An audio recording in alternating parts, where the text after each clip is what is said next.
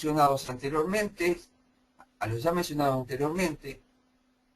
se agregan cambios metabólicos como la disminución del HDL y colesterol, el aumento de la oxidación del LDL, el aumento de la resistencia a la insulina, todo lo cual contribuye a generar daño cardíaco en la persona fumadora.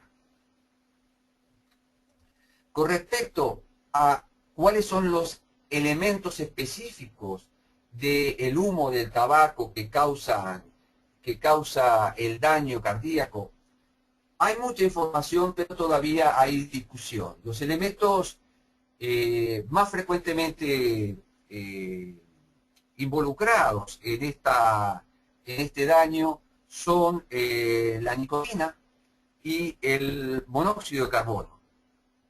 La nicotina, a través de un aumento de la activación del sistema nervioso simpático, causaría vasoconstricción coronaria, aumentaría el trabajo cardíaco, la presión arterial.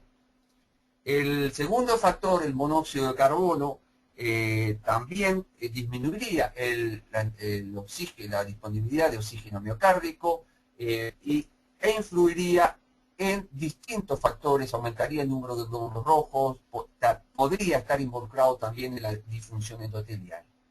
Y existen otros oxidantes químicos y fundamentalmente en los últimos tiempos ha tomado particular importancia las sustancias particuladas, las partículas menores de 2.5 micras que se han observado están involucradas con el daño cardíaco y el daño vascular producido por el humo del tabaco. Con respecto a lo que causa el tabaquismo, rápidamente, porque esto es muy conocido, la relación más antigua quizá es el tema de la relación con la enfermedad coronaria aterosclerótica, que es la que más ha estudiado. Este trabajo de 1987 muestra que existe una relación dosis dependiente con respecto al daño producido por el cigarrillo. Cuanto más número de cigarrillos se fuma, mayor es la mortalidad coronaria.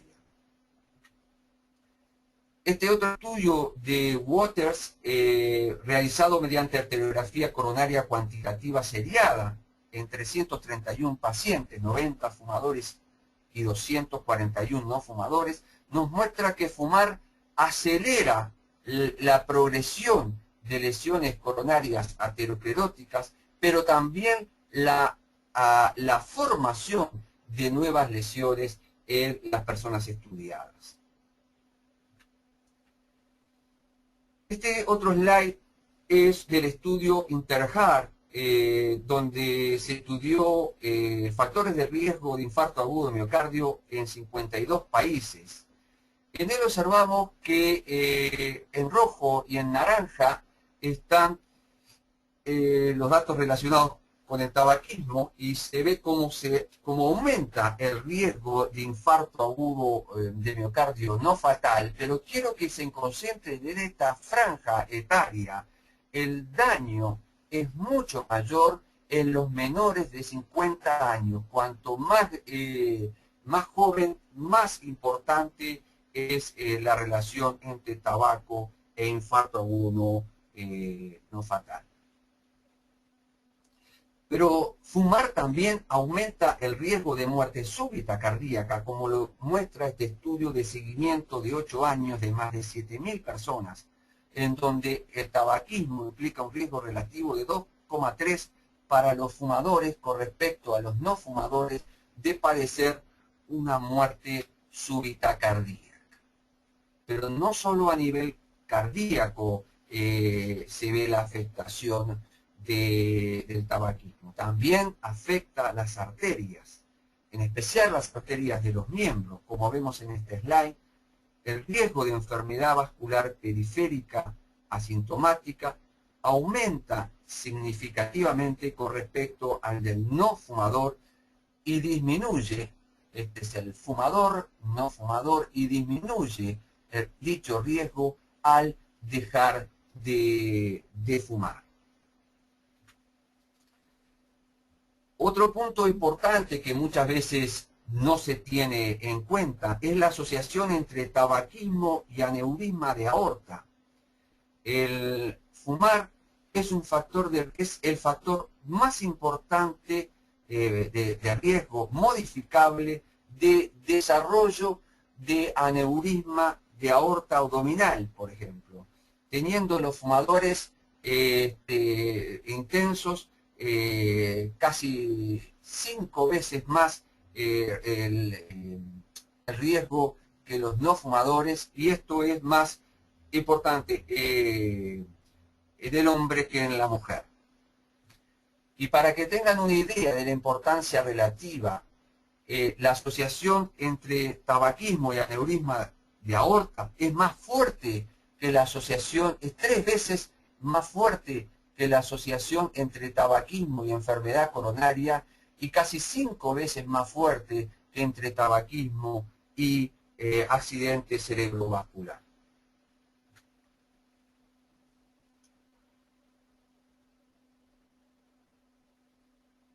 Esto ya lo habíamos visto, perdón.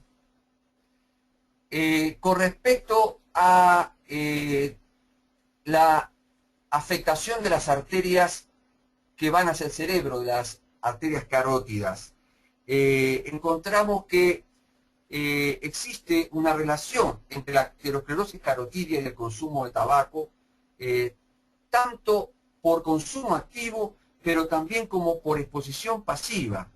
En este slide podemos ver claramente que los no fumadores no expuestos, o mejor dicho, que los no fumadores expuestos aumentan el daño o la aterosclerosis carotidia con respecto a los no expuestos, y el mayor daño obviamente está en aquellos fumadores. Pero miren el caso de los exfumadores. Tenemos los fumadores sin exposición al humo del tabaco y con exposición al humo del tabaco, y vean cómo aumenta también con respecto a los anteriores, a los exfumadores sin exposición, el daño causado por el tabaquismo, haciendo progresar la aterosclerosis coronaria.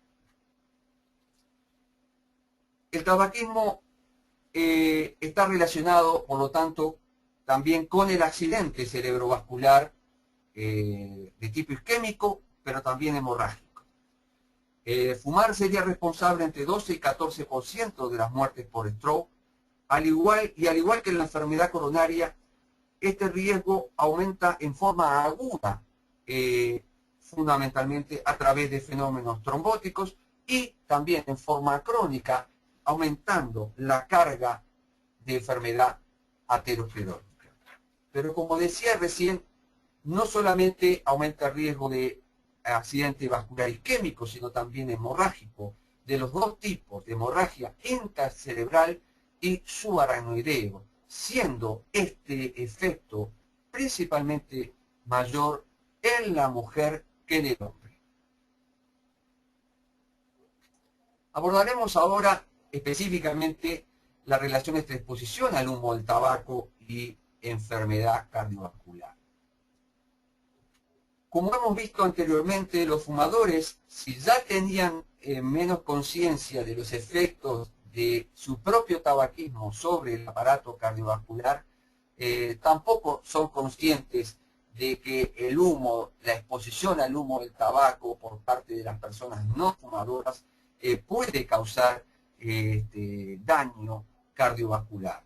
Y lo encontramos tanto en la encuesta GATS, Global Adult Tobacco Survey, donde en Vietnam hay 85% de las personas, de los fumadores, de las personas fumadoras que no saben que la exposición al humo del tabaco causa daño cardiovascular, y casi un 60% en China. El estudio ITC mostraba que 1 de cada 4 fumadores de México, 1 de cada 2 en Australia, y lo mismo, casi lo mismo en Corea del Sur, no eran conscientes de que la exposición al humo del tabaco causaba daño cardiovascular. Pero como abordaremos a continuación, la exposición al humo del tabaco es, sin ninguna duda, causa de enfermedad y muerte prematura de origen cardiovascular en los no fumadores, y estos efectos pueden verse inmediatamente, es decir, en breve, en 30 minutos ya pueden verse estos efectos. Y dado que no existe ningún nivel seguro de exposición al humo del tabaco, la única forma segura de evitar el daño es no exponerse. Quiero compartir con ustedes este slide, que seguramente es conocido ya por muchos de ustedes, pero que deja un claro mensaje. Se trata de un estudio sobre activación plaquetaria, donde se comparó el grado de activación plaquetaria de un grupo de fumadores con respecto a un grupo de no fumadores que fueron colocados durante 60 minutos al día, por un total de 5 días, en una exposición conteniendo al humo del tabaco, y se midieron parámetros para identificar activación plaquetaria. Al cabo de 5 días, estos son los fumadores en la parte superior, estos son los no fumadores en la parte inferior, al cabo de 5 días, las mediciones en la activación plaquetaria no mostraban diferencias significativas entre fumadores y no fumadores. Pero lo más importante es que al 5.º día se paró esa exposición de los no fumadores al humo del tabaco, y al medir nuevamente a los 12 días el grado de activación plaquetaria, los niveles seguían siendo muy similares entre fumadores y no fumadores. Y esto es una evidencia muy importante de que exposiciones cortas al humo del tabaco pueden provocar alteraciones que expliquen el riesgo cardiovascular agudo. Barnoya y Glantz realizaron un metaanálisis de riesgo cardiovascular y determinaron que en promedio la exposición, el riesgo cardiovascular que implica la exposición de un no fumador al humo del tabaco se incrementa en aproximadamente un 30% con respecto a los individuos no expuestos, mientras que el riesgo en los fumadores activos se incrementa en cerca de un 70%. Otro trabajo prospectivo de 20 años de seguimiento, donde se evaluó la exposición pasiva al humo del tabaco y el riesgo de enfermedad cardiovascular, y donde hubo una medición de cotinina en orina, mostró que el riesgo de una intensa exposición al humo del tabaco es similar al de un fumador leve, considerando fumador leve a un fumador de menos de 9 cigarros por día. Aunque en un rato aclararemos mejor qué tan leve es el daño vascular de un fumador leve. Comenzaremos por reiterar que exposiciones cortas de tan solo unas 7 horas por semana producen un incremento significativo del riesgo de infarto agudo de miocardio, como demostró también el estudio Interhar. O sea que no hacen falta muchas horas de exposición para sufrir un infarto agudo de miocardio por exponerse al humo del tabaco. Según una revisión publicada en la revista The Lancet en el 2011, 603.000 personas mueren al año a nivel mundial de causa por exposición al humo del tabaco. 63% de ellas son debidas a cardiopatía isquémica. Pero si solo se consideran los adultos,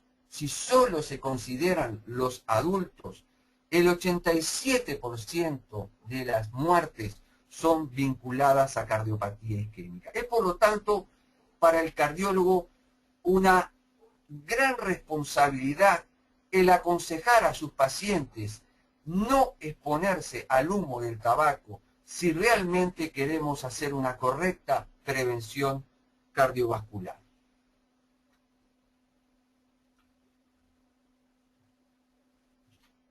Si bien había evidencia de que no exponerse al humo del tabaco era la solución, la primera respuesta contundente del mundo real se observó en la ciudad de Helena, estado de Montana, en Estados Unidos.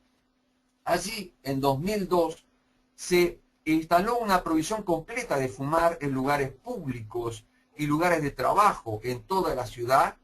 Helena está representado por el color rojo de la diapositiva, mientras que no existió dicha prohibición en otras ciudades del entorno cercano a la ciudad de Helena. Al cabo de 6 meses se levantó la prohibición por presión de la industria tabacalera y, como pueden verse, la reducción en el número de ingresos por infarto al único hospital que había en Helena, al levantar la prohibición, vuelve a incrementarse el ingreso por infarto agudo de miocardio, mientras que en blanco están los hospitales testigos de las otras localidades donde no había esta misma disposición de prohibición de fumar. Si bien el número de casos fue pequeño, el CDC de Atlanta consideró este hecho como significativo y comenzó a hacer un seguimiento del fenómeno. Con el correr de los años, más ciudades, provincias fueron aplicando leyes de ambientes libres de tabaco, e inclusive un país entero, Escocia, aplicó esta normativa. Los estudios volvieron a mostrar la misma tendencia, y un metaanálisis que los congregó a todos ellos concluyó que la estrategia de ambientes 100% libres de humo reduce promedialmente el ingreso por infarto agudo de miocardio en un 17%. Uruguay fue el primer país no desarrollado en hacer una evaluación del impacto de esta política a nivel nacional. Se compararon los ingresos entre 2004 y 2006.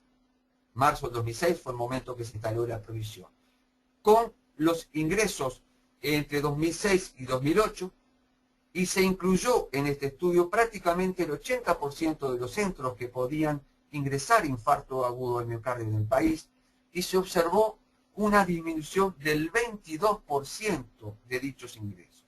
Pero lo más importante a destacar es que este descenso fue brusco, ocurrió de un mes para el otro, y esto es lo más importante que yo quiero transmitir de esta diapositiva. Después hubo un seguimiento, se ha realizado un seguimiento que se mantiene hasta el año 2010, y el descenso en infarto agudo de miocardio se encuentra más o menos mantenido. Este otro slide es una gentileza del profesor Richard Hart, que me envió para compartir un estudio realizado en el condado de Olmsted, en Minnesota, donde podemos observar la diferencia entre antes de la aplicación de la ordenanza sobre ambientes libres de humo tabaco y a posteriori en gris, y observamos que no solamente hubo una reducción de el infarto agudo de miocardio de un 33%, sino también de otro tipo de síndromes coronarios agudos que no incluyen el infarto agudo de miocardio en un 17%. Por lo tanto, hay una disminución significativa de los eventos coronarios agudos por secundario a los ambientes 100% libres de humo de tabaco. Quiero compartir con ustedes este interesante e importante análisis que hace Pechacek y publicado en el British Journal en el 2004, donde suma la evidencia de metaanálisis sobre tabaquismo activo con los resultados de estudios sobre exposición pasiva, y construye una gráfica de riesgo de enfermedad isquémica cardíaca que no es lineal y que permite mostrar que el mayor daño cardiovascular se observa con pocos cigarrillos, con menos de 5 cigarrillos. lo cual en cierta medida quiebra el mito del fumo poco. Entonces, ya solo fumar unos pocos cigarros es lo que da el mayor componente del riesgo cardíaco en la exposición y en el consumo de tabaco. Este mismo autor propone que el mecanismo de daño inicialmente en esta franja inferior es debido fundamentalmente a la agregación plaquetaria y a la trombosis, mientras que en el resto estaría provocado además por otros factores como la carboxihemoglobina, el descenso del LDL, la activación del LDL. Ahora, ¿qué pasa al dejar de fumar con el sistema cardiovascular?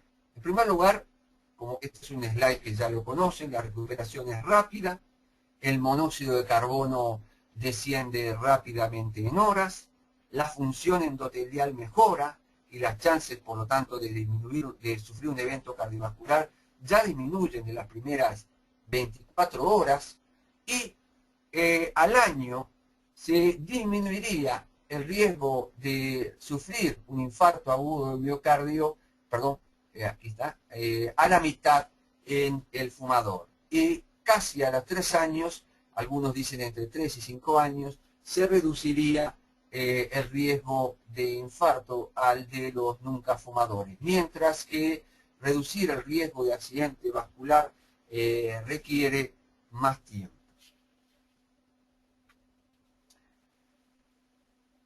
Para apreciar la importancia del tratamiento del tabaquismo como parte del arsenal terapéutico, quiero mostrarles esta diapositiva. Cuando se interviene en pacientes cardiovasculares, nosotros frecuentemente comparamos la potencia de cada uno de los tratamientos para ver qué efectivos son.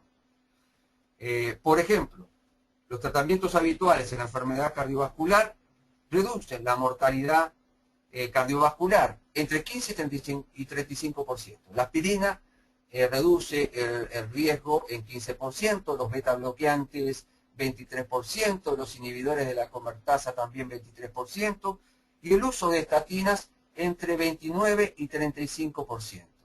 Pues bien, el abandono del tabaquismo en pacientes con enfermedad cardiovascular reduce el riesgo de muerte en 36% y el riesgo de futuros eventos cardíacos en un 50%.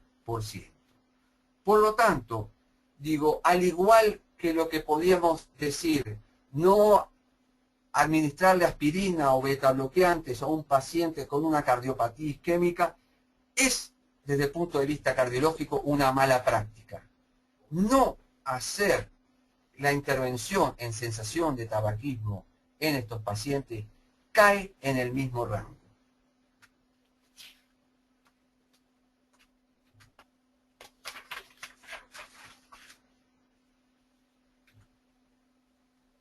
No pasa el diapositivo, un segundito, por favor.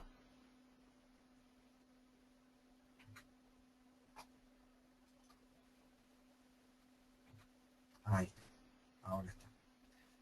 Asimismo, cuando comparamos la efectividad de los distintos tratamientos que la medicina considera efectiva, basándonos en el número de pacientes necesarios para tratar, nos encontramos que las estatinas requieren 107 pacientes para prevenir una muerte cada 5 años, que la aspirina necesita 118 tratados para prevenir un infarto cada 5 años, que el tratamiento de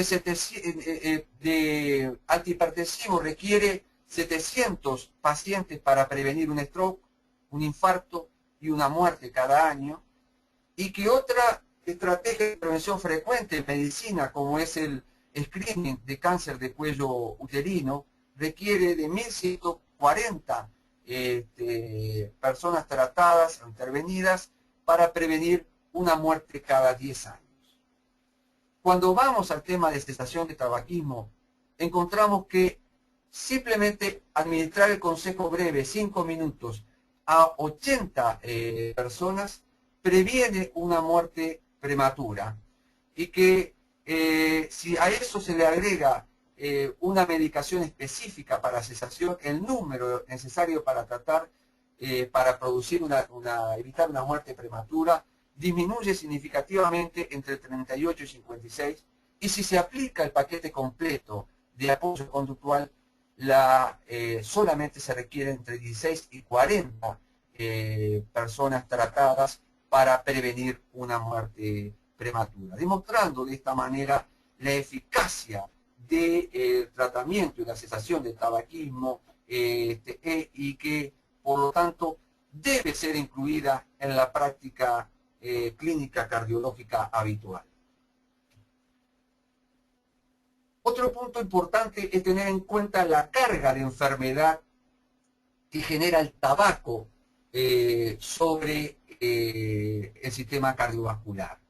Se estima que el 10% de las muertes de causa cardiovascular en los adultos mayores de 30 años a nivel mundial es producida por el tabaco, y que esto asciende a un 15% en la región de las Américas. Por lo tanto, nos encontramos a un problema significativo de afectación de la salud cardiovascular y que sobrecarga nuestros sistemas de salud.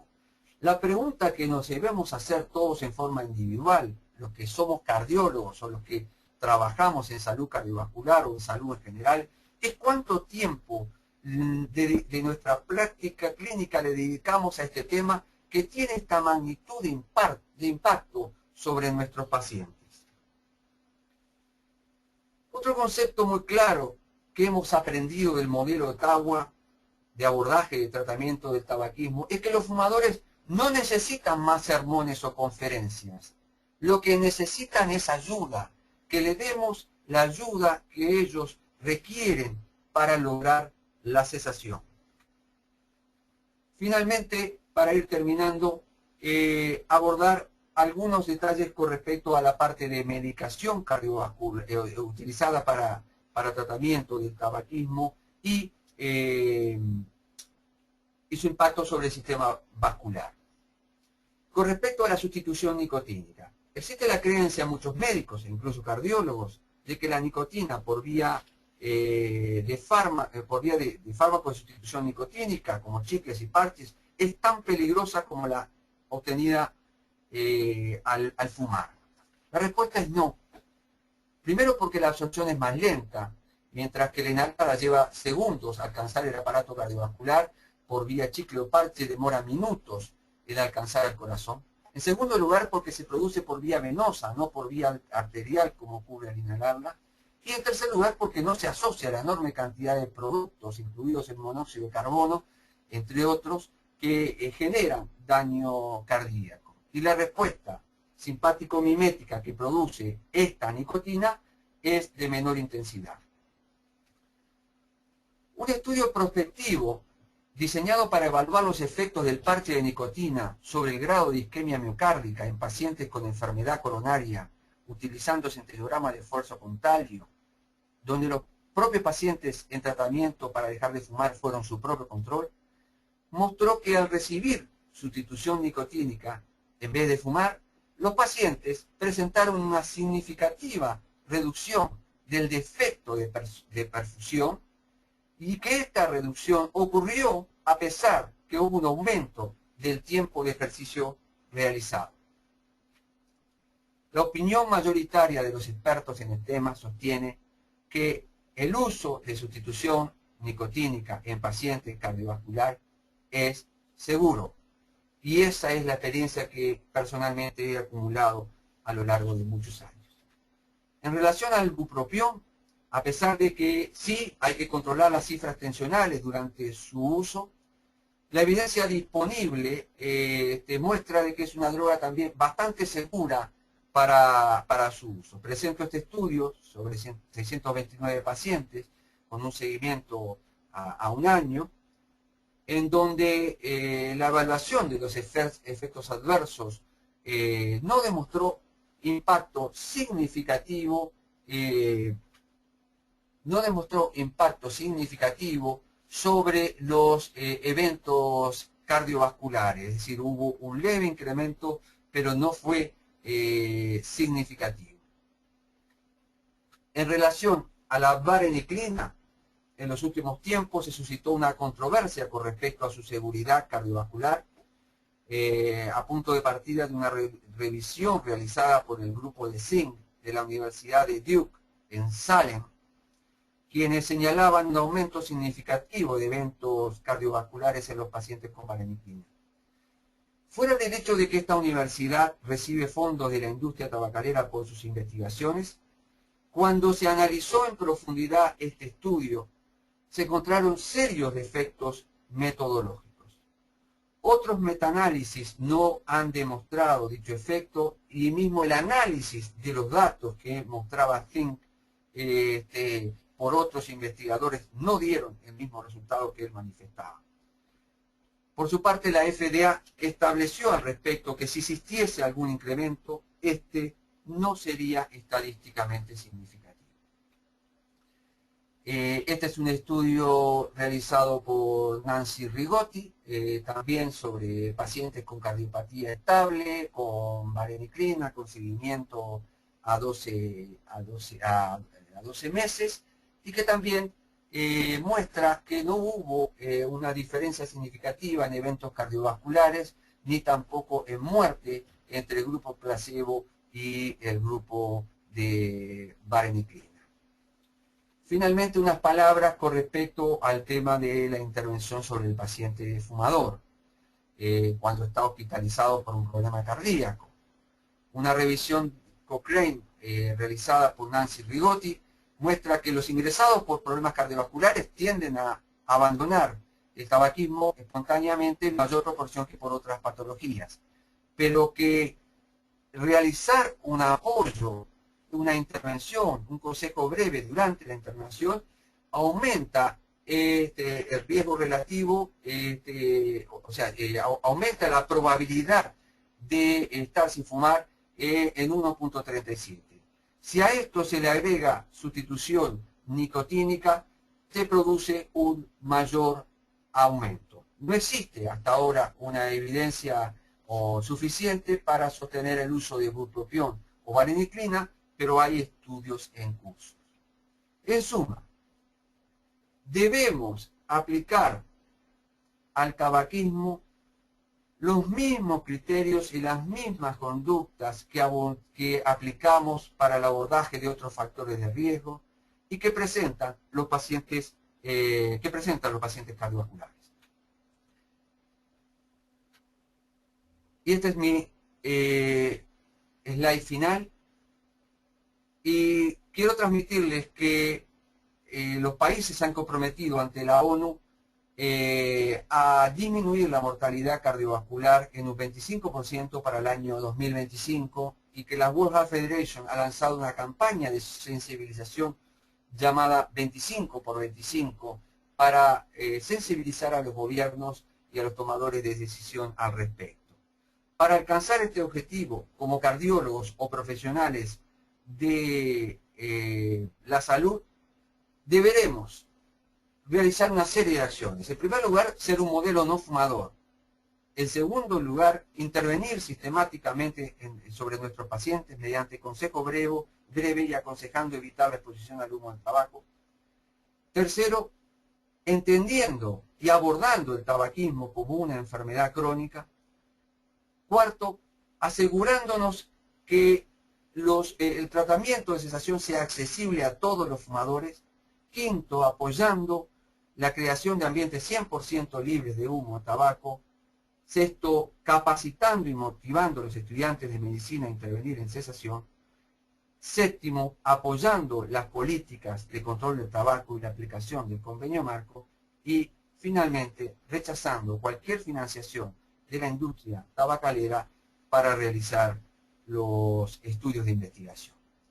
Espero que esta charla haya aportado algo para ustedes sobre la importancia de el tratamiento, el abandono, la cesación del tabaquismo y la no exposición al humo del tabaco para prevenir el daño cardiovascular.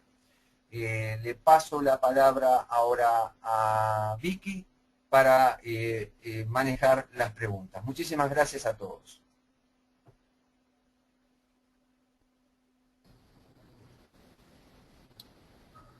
Buenas tardes. ¿Tienen alguna otra pregunta que hacerle al doctor Bianco? Por favor, escríbanlas en la pantalla de preguntas. ¿Tú me vas haciendo algunas preguntas, Vicky? Sí, tengo algunas acá. Una es del señor Jorge Tanta Guaranga, que dice que tiene tromboestemia de Glassman y que no fuma. Es un problema plaquetario. Entonces la pregunta es, ¿cómo afecta el tabaco con la funcionabilidad de las plaquetas? Y bueno, si él ya tiene un problema a nivel plaquetario, la exposición al humo del tabaco no le va a caer para nada bien. O sea, no soy experto en ese tema, quizás haya otra persona que lo maneje mejor, pero si a la persona normal que no tiene ninguna alteración en su funcionalidad plaquetaria le afecta, puede ser mayor. Pero no soy la persona más capacitada para responder esa pregunta. Capaz que hay algún internista que pueda hacerlo. Adelante con otra. La otra pregunta es, ¿solo 30 minutos de exposición es suficiente para generar cambios en el endotelio? ¿Existe evidencia sobre cuánto tiempo dura el efecto de exposición al humo de segunda mano? Bueno, yo mostraba un ejemplo en los slides que se exponía en cámaras con humo de tabaco durante 5 días a no fumadores y que al volver a medir, luego de suspender la medición, había de 12 días al 12º día todavía afectación significativa de la activación plaquetaria. Yo no puedo decirles cuánto tiempo más demora el daño causado por la exposición al humo del tabaco. Lo que sí tengo respuesta es para lo opuesto, en cuánto rato se va, y eso es lo que vemos, en cuánto tiempo se va una parte significativa, y eso es lo que vemos con la diapositiva de Uruguay, del descenso brusco del infarto al acabarse la exposición en lugares cerrados. Es decir, si logramos que las personas no se expongan en lugares cerrados, donde el humo del tabaco aumenta su mayor concentración, o sea, los componentes del humo del tabaco adquieren su mayor concentración, se reduce en forma significativa el daño rápidamente. ¿Otra? ¿Dos de las políticas de restricción parcial al fumar en espacios cerrados son efectivas para reducir los eventos CV? Perdón, dos, no entendí la pregunta. Dice así, las políticas de restricción parcial al fumar en espacios cerrados son efectivos para reducir los eventos CV? Mira, no tengo información al respecto.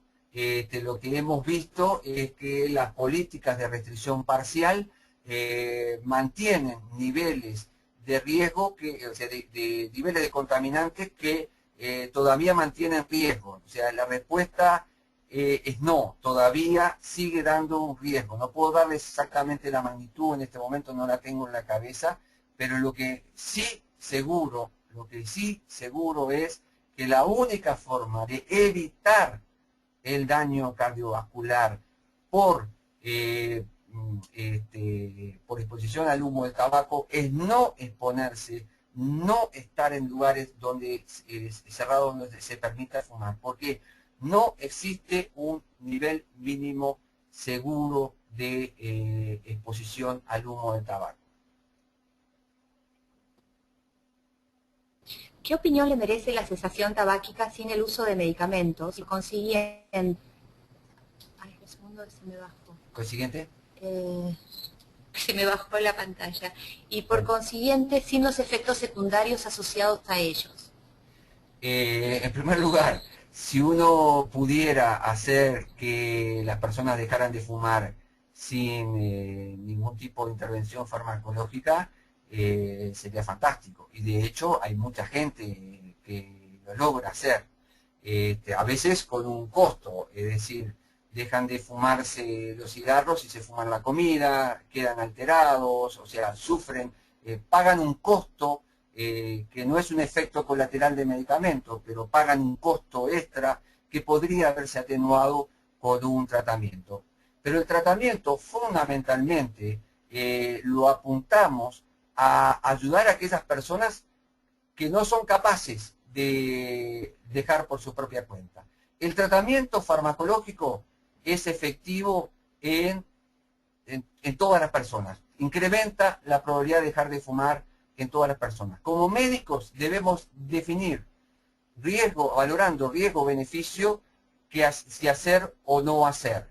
Nosotros hacemos prevención primaria y secundaria usando fármacos que tienen sus riesgos, pero ponderamos los beneficios con respecto a los riesgos potenciales. Por lo tanto, la respuesta es sí, se puede manejar sin medicación, pero cuanto más dependiente, cuanto más comorbilidades tenga un paciente, más intensiva, con medicación, pero también con intervención conductual, va a ser necesaria bueno, la estrategia de intervención.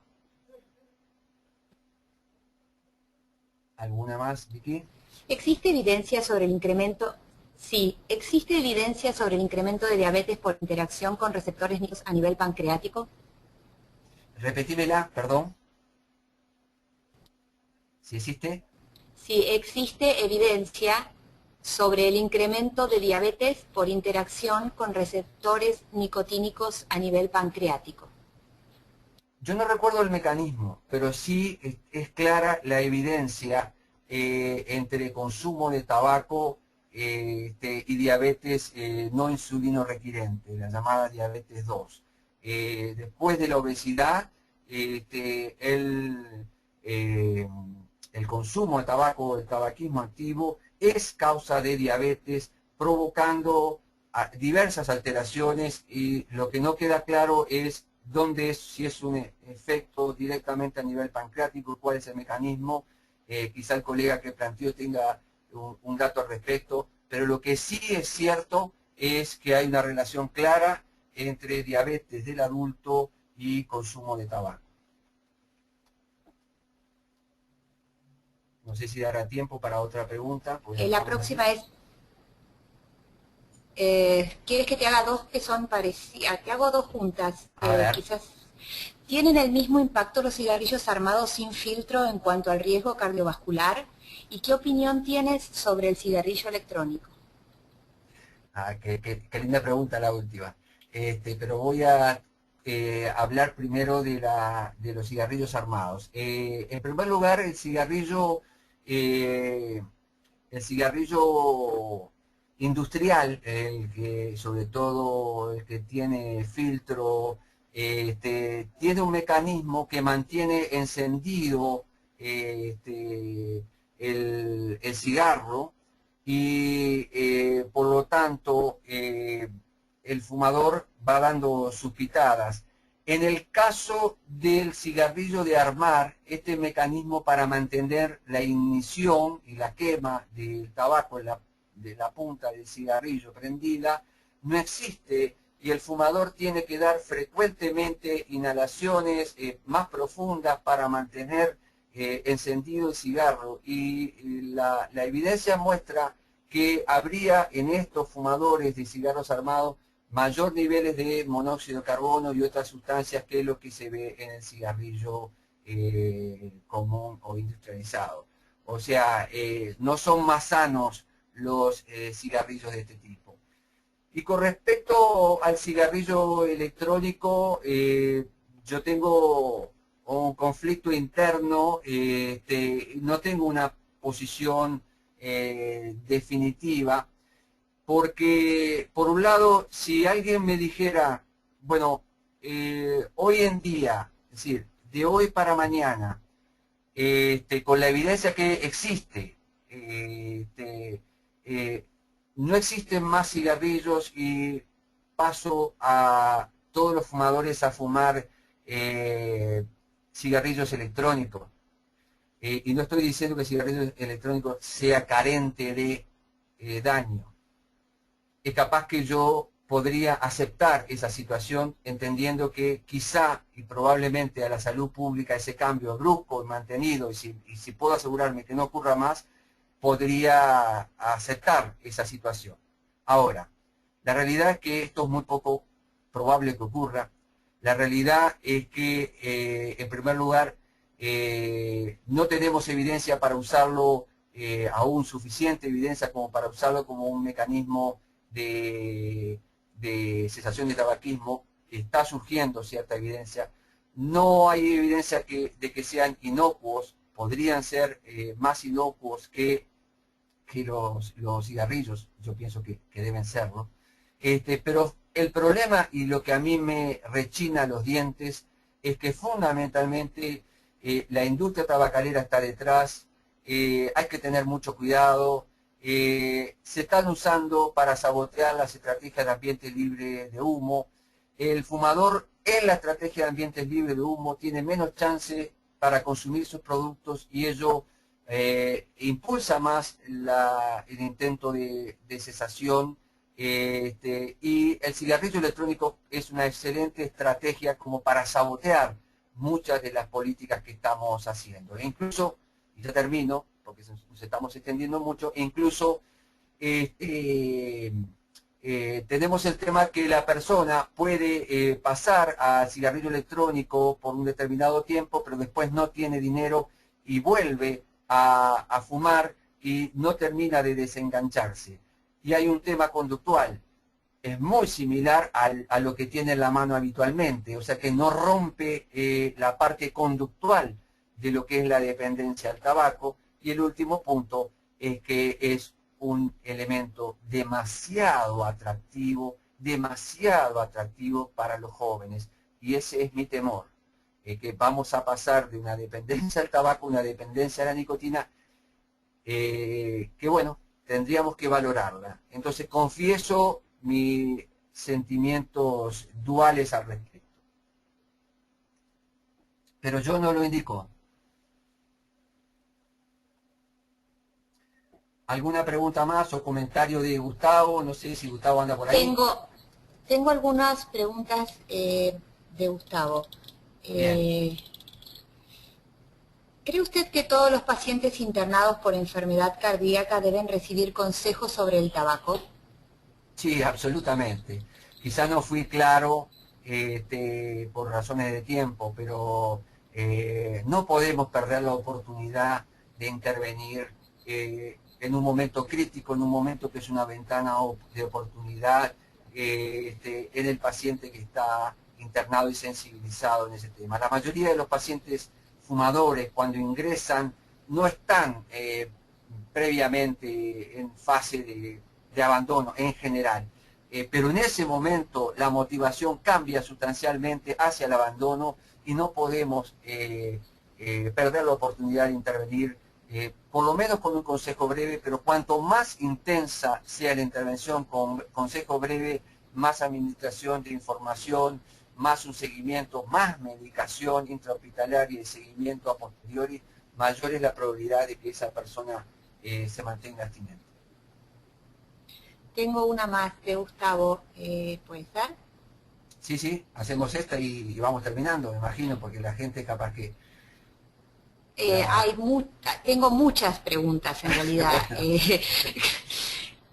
¿Cuáles son los factores por los cuales cree usted que la intervención en tabaquismo no es una asistencia en pacientes con enfermedad cardiovascular? Hubo una interrupción y no pude escuchártela bien. ¿Repites, por favor? ¿Cuáles son los factores por los cuales cree usted que la intervención en tabaquismo no es un estándar para asistencia de pacientes con enfermedad cardiovascular? No, es un estándar. O sea,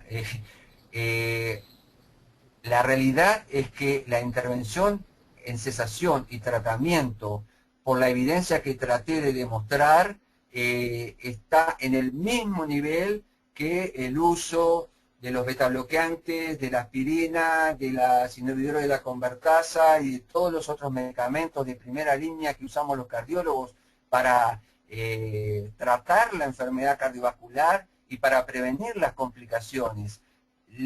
Las medicaciones y la intervención, el tratamiento del tabaquismo tiene un impacto y una costo-efectividad que no le avanzada, incluso es mayor en muchos aspectos.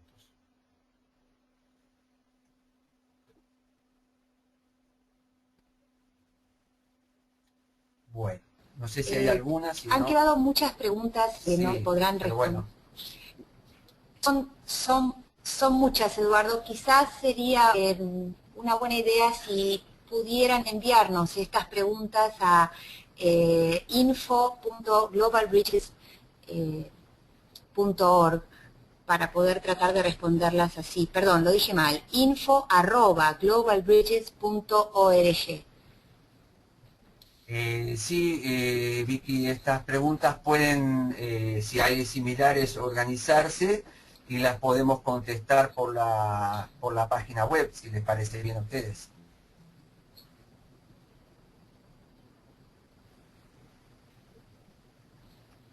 Bueno, veo que Gustavo está despidiéndose por el chat allí. No sé, Vicky, si quieres que ya empiece a despedirnos. Tú cierras allí en nombre de Global Bridges. De mi parte, agradecer nuevamente a Global Bridges la oportunidad y a todas las personas asistentes. Bueno, los que me conocen, quedo en la orden, me pueden escribir directamente, sino a través de Global Bridges trataremos de responder a las preguntas. Un abrazo para todos. Muchas gracias, Vicky, te cedo la palabra para que cierres.